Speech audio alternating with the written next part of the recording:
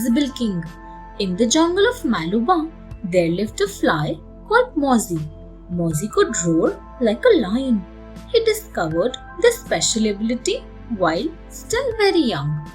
When Mozzie grew up, he enjoyed frightening the other animals with his roar. Expecting to see a terrifying lion, no one noticed the little fly who repeated his tricks while making fun of his victims.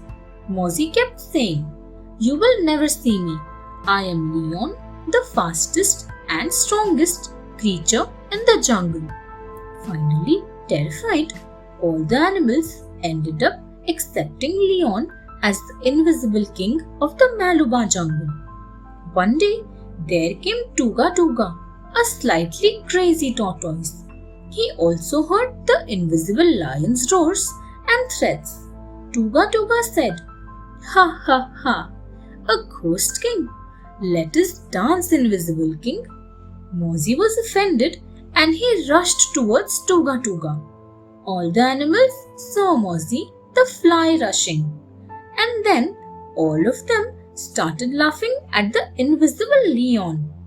And thus ended Mozzie's golden days of happiness. The fly that roared, that threatened, that lied so much.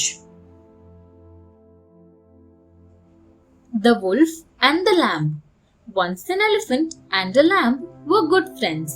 The elephant played the flute in King Lion's court. One day, a wolf caught the lamb. The lamb saw that the wolf was carrying a flute with him.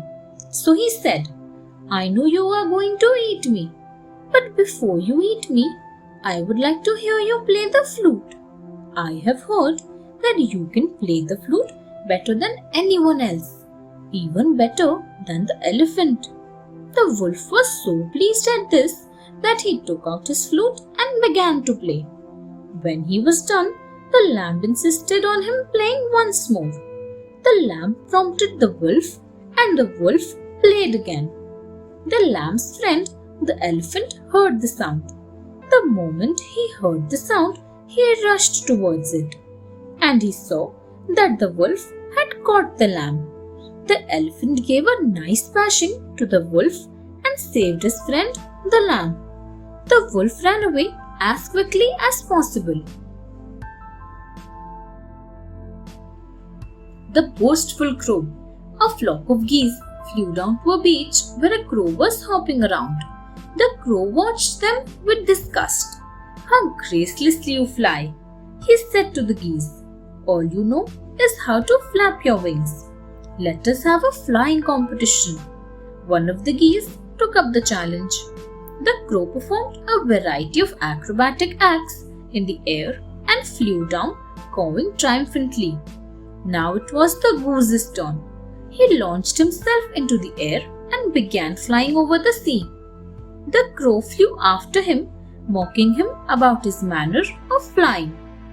Water stretched endlessly on all sides.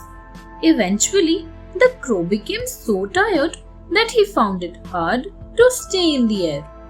The goose, pretending to be unaware of his plight, said, "Why do you keep touching the water? Is it some trick?" "No," squawked the crow. "I am in trouble. Help me, please."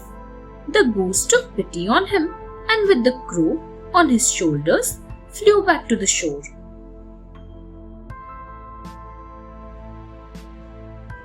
The Stupid Wild Crow. Once there was a wild crow for whom having to go out and hunt insects was just a great deal of effort. He was very fond of his comforts. One day he saw that a lioness had kept a parrot in a cage as her pet. He saw that the parrot was well fed. He thought of attracting the lioness's attention so that the lioness might keep him too as her pet. He went in search of colorful feathers and stuck them in between his black feathers. The cubs of the lioness saw this unusual crow and asked their mother to keep it as pet. The crow got easily caught by the lioness and started living with the lion and his family. Soon he started growing weak as he got only grains to eat like other bird pets. Some days later, the wild crow managed to escape from the cage and return home. He was ashamed and embarrassed about his deeds and determined to live freely and hunt for himself. Thanks for watching. Do like, share, subscribe to Sahil Book House.